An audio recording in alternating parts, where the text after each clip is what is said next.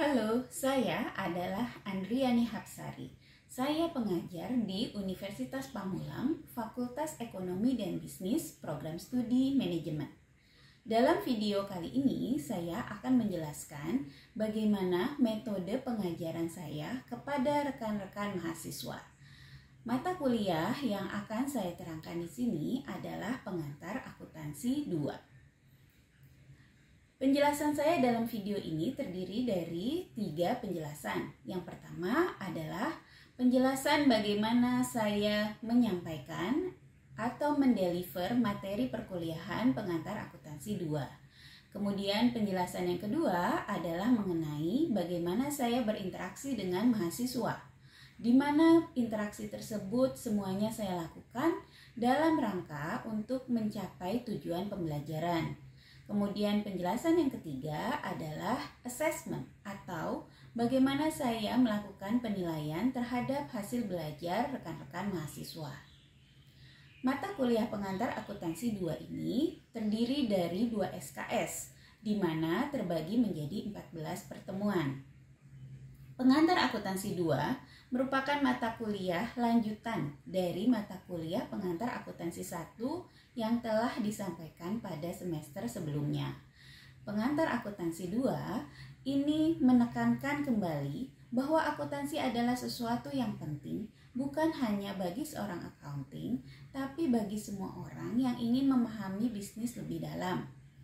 Akuntansi terdiri dari proses mengidentifikasi, mengukur, dan melaporkan informasi ekonomi untuk kemudian memungkinkan adanya penilaian dan keputusan yang jelas bagi bisnis berdasarkan angka-angka yang ada di dalam laporan keuangan. Dari definisi ini kemudian bisa kita bagi pelajaran pengantar akuntansi 2 ini menjadi 14 pertemuan. Yang pertama adalah review siklus akuntansi. Di pertemuan pertama ini, mahasiswa akan mendapatkan kembali sedikit pengingat terhadap pengantar akuntansi 1 yang sudah dipelajari semester sebelumnya. Kemudian di pertemuan kedua, mahasiswa akan mempelajari tentang kas dan pengendalian internal kas. Pertemuan ketiga tentang rekonsiliasi bank, termasuk apa itu rekonsiliasi bank dan bagaimana membuatnya. Kemudian di pertemuan 4, mahasiswa akan mempelajari tentang piutang dagang, penilaian, pencatatan, dan metode penyisihan piutang tidak tertagih. Pembahasan tentang piutang akan berlanjut pada pertemuan kelima, di mana pertemuan 5 ini lebih fokus pada piutang wesel. Kemudian di pertemuan 6 akan dibahas tentang akuntansi persediaan. Termasuk di dalamnya adalah membahas tentang metode pencatatan, baik secara perpetual maupun periodik. Kemudian di pertemuan ke-7, mahasiswa akan mempelajari tentang penetapan harga pokok, yaitu dengan metode FIFO, LIFO, dan metode rata-rata. Di pertemuan ke-8 dan ke-9, mahasiswa akan mempelajari tentang aktiva tetap, meliputi pengenalan terhadap jenis-jenis aktiva tetap dan penentuan nilai perolehan. Kemudian juga membahas tentang metode penyusutan yang terdiri dari 4 metode. Kemudian di pertemuan 10, mahasiswa akan mempelajari tentang utang jangka panjang, khususnya tentang obligasi. Dilanjutkan juga di pertemuan 11. Kemudian di pertemuan ke-12, mahasiswa akan mempelajari akuntansi tentang perseroan terbatas. Termasuk di dalamnya adalah tentang definisi, karakter, dan jenis-jenis permodalan dan transaksi yang ada di perseroan terbatas. Di pertemuan 13, mahasiswa akan mempelajari tentang investasi jangka pendek dan jangka panjang. Dan di pertemuan ke-14, pertemuan terakhir, mahasiswa akan mempelajari tentang akuntansi manufaktur. Di akhir semester, diharapkan mahasiswa akan memiliki pemahaman yang benar mengenai transaksi-transaksi yang terkait dengan pokok bahasan yang sudah tadi disebutkan. Mahasiswa juga diharapkan memiliki keterampilan untuk melakukan penilaian dan pencatatan jurnal transaksi. Sehingga nantinya diharapkan mahasiswa setelah lulus mampu menerapkan apa-apa yang sudah dipelajari ini dalam dunia kerja. Dalam menyampaikan materi atau mendeliver materi pengantar akuntansi 2, saya berpedoman pada RPS yang sudah disusun, di mana RPS ini juga didasari pada berbagai macam referensi, termasuk diantaranya adalah buku teks dari Sumarso dan Jerry Weigen. Setiap pertemuan saya selalu awali dengan penjelasan mengenai pokok-pokok bahasan. Dalam penjelasan tersebut, saya selalu berusaha memudahkan mahasiswa untuk memahami apa materi yang saya sampaikan. Saya selalu berusaha menggunakan bahasa-bahasa yang mudah dipahami dan mengungkapkan contoh-contoh yang memang bisa dipahami oleh mahasiswa karena sesuai dengan apa yang ditemui dalam kehidupan sehari-hari. Kemudian, ketika saya berinteraksi kepada mahasiswa, saya menggunakan berbagai macam metode. Yang pertama tentu saja berinteraksi secara langsung, tatap muka kepada mahasiswa. Kemudian untuk pembahasan yang dilakukan secara online, maka interaksi dapat dilakukan melalui LMS yang dimiliki oleh Universitas Pamulang. Di dalam LMS ini juga terdapat laman forum diskusi, sehingga saya dan mahasiswa bisa mendiskusikan pokok-pokok bahasan. Selain itu, saya juga menjalin komunikasi dengan mahasiswa melalui WhatsApp. Di WhatsApp ini, kami bisa mendiskusikan soal kasus yang sedang kita diskusikan sesuai dengan pokok bahasan. Pada masa pandemi COVID, banyak sekali kegiatan belajar yang dilakukan secara online, bahkan hampir 100%. Pada saat itu, selain melalui LMS, saya juga memberikan kepada mahasiswa video-video tutorial pembahasan dari soal-soal yang saya berikan, sehingga mahasiswa bisa menyaksikan video tutorial tersebut untuk membantu mereka menyelesaikan kasus. Untuk soal ujian, saya memberikannya secara langsung, tertulis, dan juga ada saatnya saya menggunakan G-Form. Dalam hal penilaian, di awal semester saya selalu menjelaskan kepada mahasiswa tentang kontrak belajar, sehingga mahasiswa bisa merencanakan studinya. Ketika memberikan penilaian, saya selalu berpegang teguh kepada kebijakan yang diberikan oleh universitas yang terdiri dari penilaian 10% berasal dari absensi, 20% dari tugas, 30% dari UTS, dan 40% dari nilai UAS. Demikianlah penjelasan dari saya yang terdiri dari bagaimana saya menyampaikan materi, bagaimana saya berinteraksi dengan mahasiswa, dan bagaimana saya memberikan penilaian kepada mahasiswa. Setelah ini, saya akan menampilkan cuplikan dari kegiatan pengajaran mata kuliah pengantar akuntansi 2 yang saya berikan secara online. Terima kasih.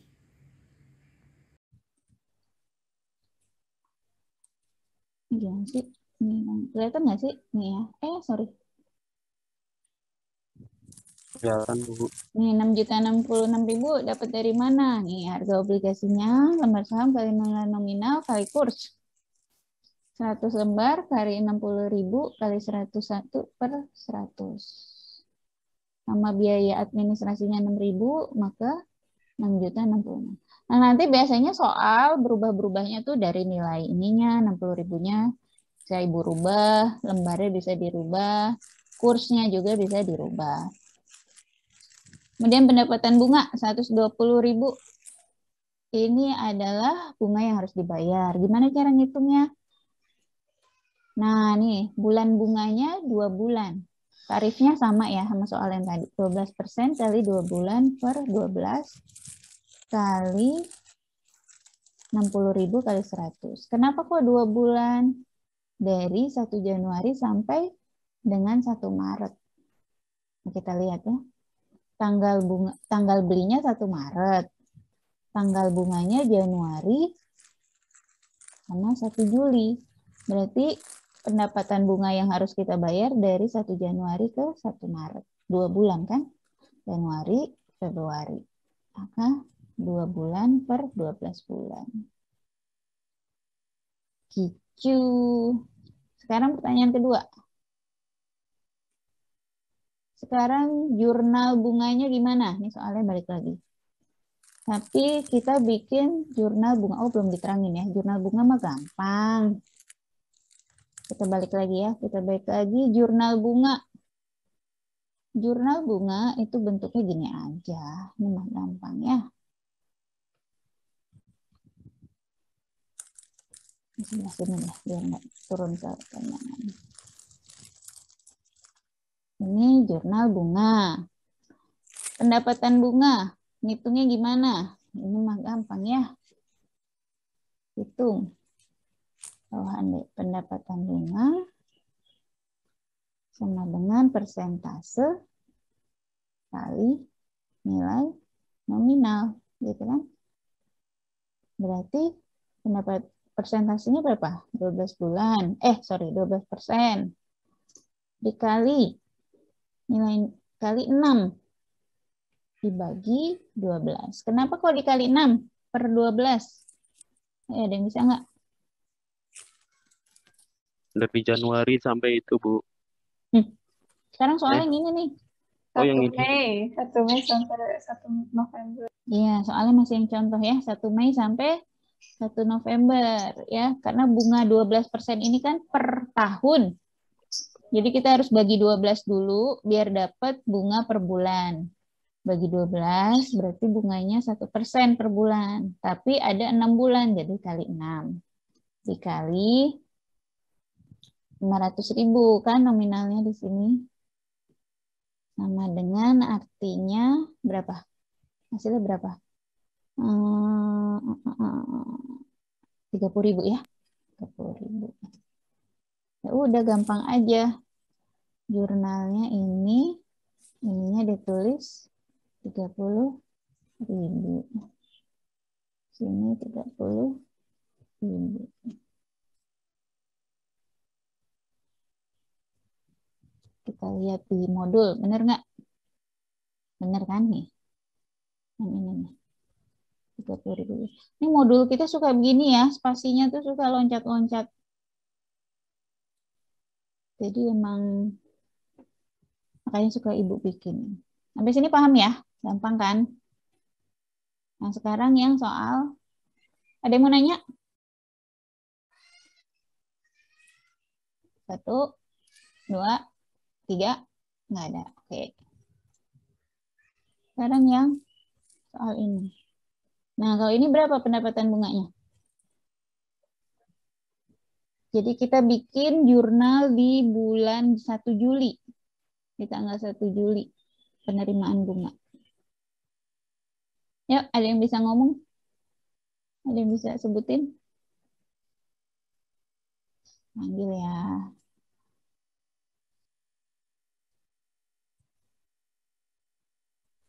Rp360.000, Bu. Umi Habibah. Ini nggak nyanyain kamera nih. Ayo berapa Jurnalnya gimana?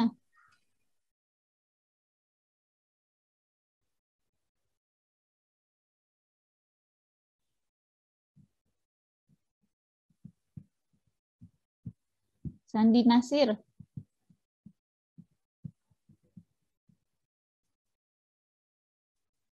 Jadi kalau lagi Vikon diusahakan kuliah gitu ya, jangan disambi. Namanya kuliah, kita nggak cuma investasi uang, tapi juga investasi waktu. Dan waktu itu sebenarnya uang kan.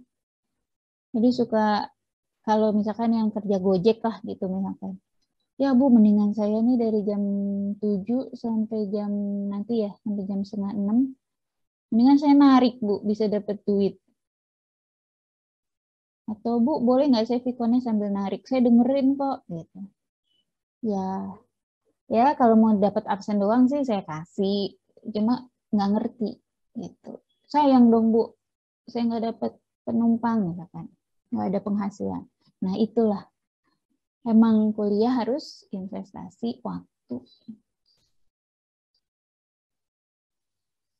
Siapa ya? Gita deh, Gita. Git.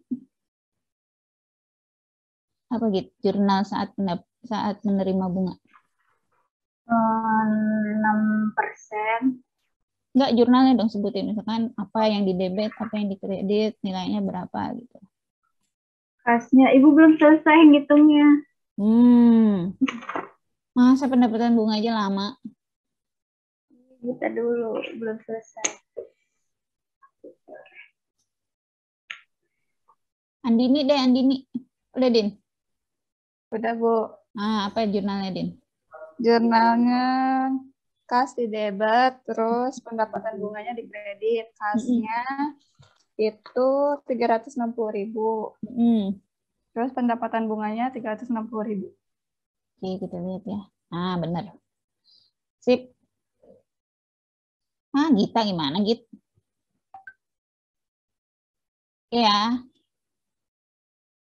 Lanjut, sekarang saat penjualan. Kita balik ke contoh soal.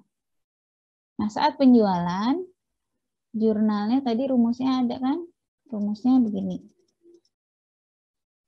Nih, pada saat rugi, kas di debit, rugi di kredit. Kas di debit, rugi di debit, surat berharga di kredit, ada pendapatan bunga juga lagi nih nanti. Ya. Kalau laba, kalau kita jualnya lebih untung, lebih tinggi harga jual daripada harga beli, berarti kita dapat laba. Nah, jadi ada perbedaan ya. Labanya di kredit, kalau tadi ruginya di debit.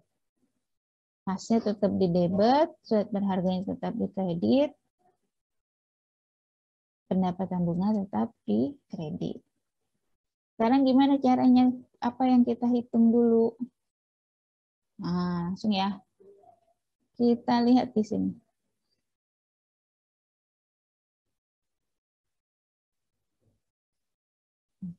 Pada saat penjualan, kita hitung dulu harga surat berharganya berapa yang berhasil kita jual. Rumusnya adalah kurs dibagi 100 dikali nilai nominal. 510. Kemudian dikurangi dengan biaya penjualan. 3.000. Maka harga jualnya adalah 510 dikurangi 3.000 sama dengan 507. Ini harga jual.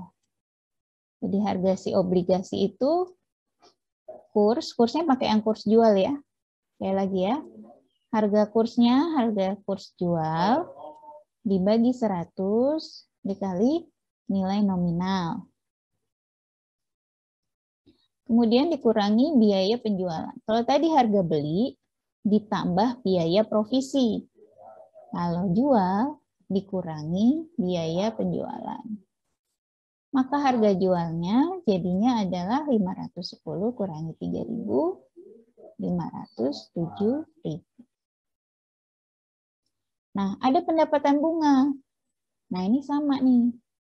Ya, kok tiba-tiba ada pendapatan bunga, padahal kita jual. Nah, kita lihat ya, pakai timeline ya. Di sini katanya bunganya 1 bulan yang berjalan, yaitu dari tanggal bunga 1 November sampai tanggal jual 1 Desember. Ini gimana sih maksudnya? Nah, maksudnya gini nih. Nih, tadi kan gini nih. Ini tanggal bunga 1 Mei, 1 November. Tadi kita beli 1 Agustus. Sekarang kita mau jual di 1 Desember. Nah, ini kita jual.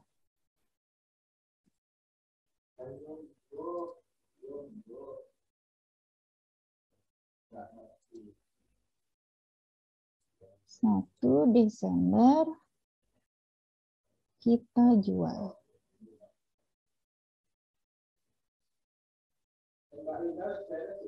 Nah, jadi kalau tadi kita nih membayar bunga yang bukan hak kita, kalau saat penjualan berarti kita terima bunga yang menjadi hak kita. Nah, gitu ya. Jadi ada bunga, jadi gini. Ini kan terima bunga. Nanti si yang menerbitkan obligasi akan bayar lagi di bulan 1 Mei, di tanggal 1 Mei tahun berikutnya kan? Dia akan membayar bunga itu kepada pembeli obligasi kita. Padahal kita masih punya hak terhadap bunga obligasi dari tanggal 1 November sampai 1 Desember. Maka periode ini kita harus hitung sebagai pendapatan bunga. Jadi kita terima dari si pembeli sebesar bunga selama 1 bulan ini. Paham sampai sini? Paham ya? Pelan-pelan. Ulang ya. Perlu diulang nggak? Ulang Bu, boleh Bu. Boleh, Bu.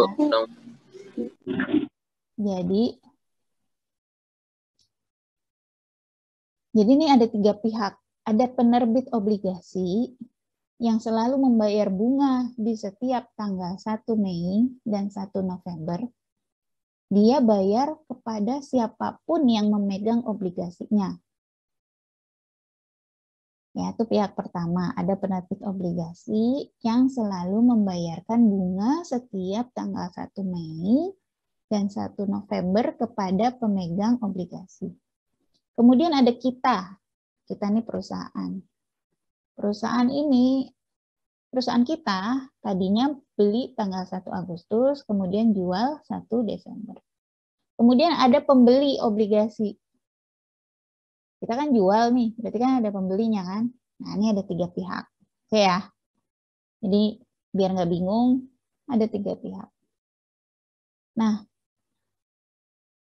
pas tanggal 1 November ini kan si penerbit obligasi bayar bunga kepada pemegang. Pemegangnya saat itu kita kan, berarti kita dapat. Nanti tanggal 1 Mei tahun depan nih, jadi kan dia bayar bunganya berkali-kali ya. Ini ada, Nah kan ini ada 1 Mei lagi nih kan. Ada 1 Mei lagi tahun berikutnya.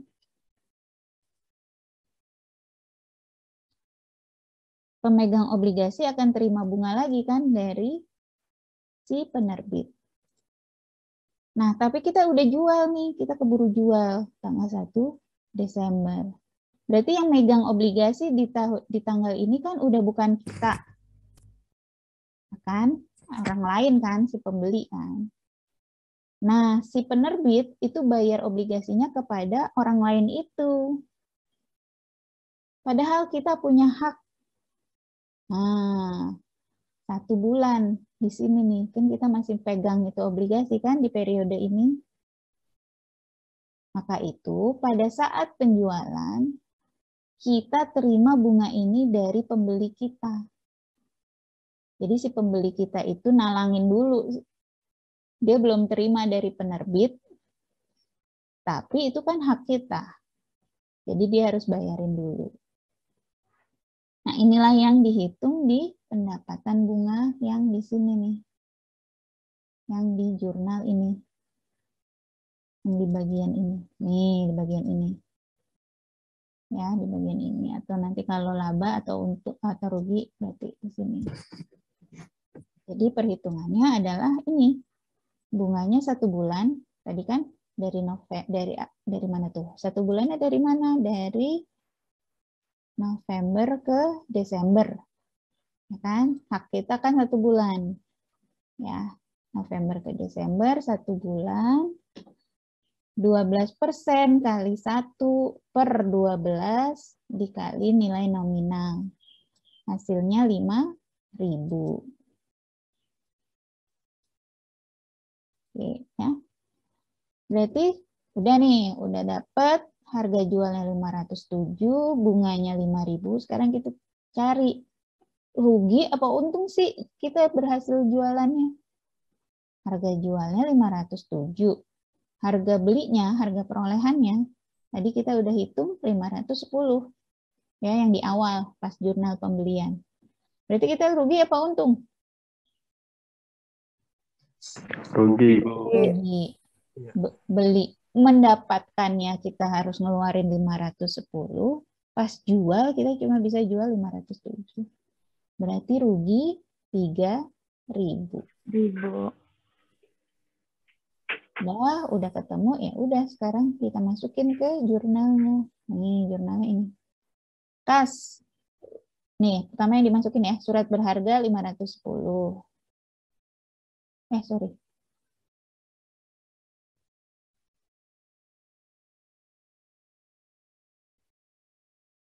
Oh iya, yang dimasukin di sini, ini nilai surat berharga ketika beli ya.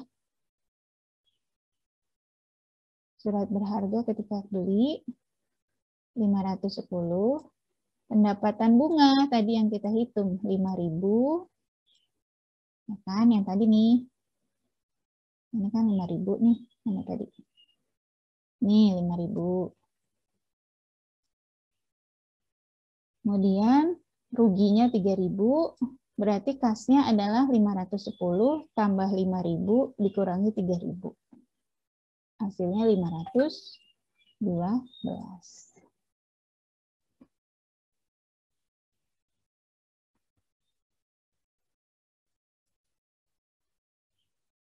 Bingung karena belum pernah ngerjain.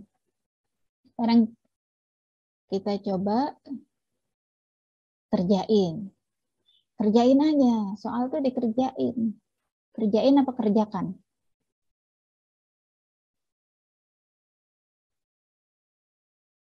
Pris, kerjain apa kerjakan, Pris? Pris ya udah pusing tuh mukanya.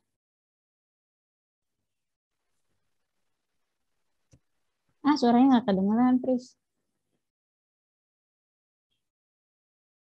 Kerjain apa kerjaan? Kerjakan. Apa bedanya kerjain dengan kerjakan?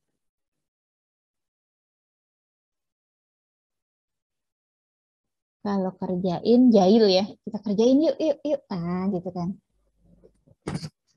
Seneng gitu kalau kerjain. Kalau kerjakan, ya kerjakan. Oke ya, sekarang kita kasih soal. Ibu kasih soal. Nih soal.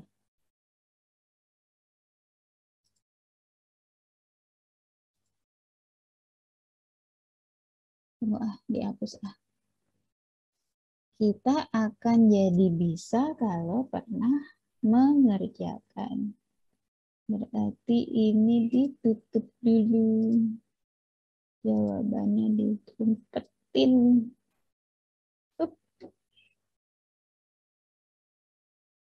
Oke. Masih menyambung pada soal PT Pamulang.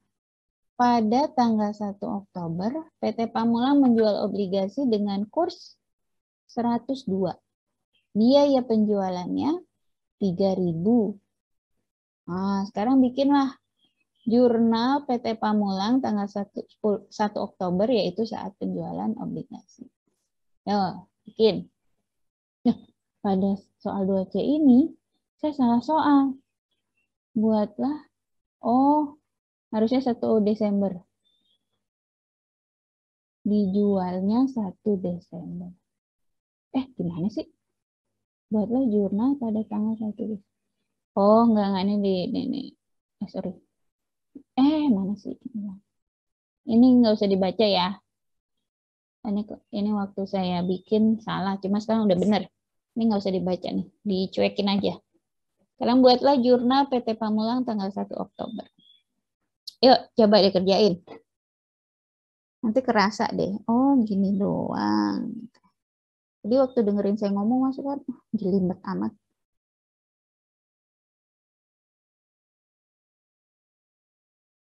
Lima menit ya.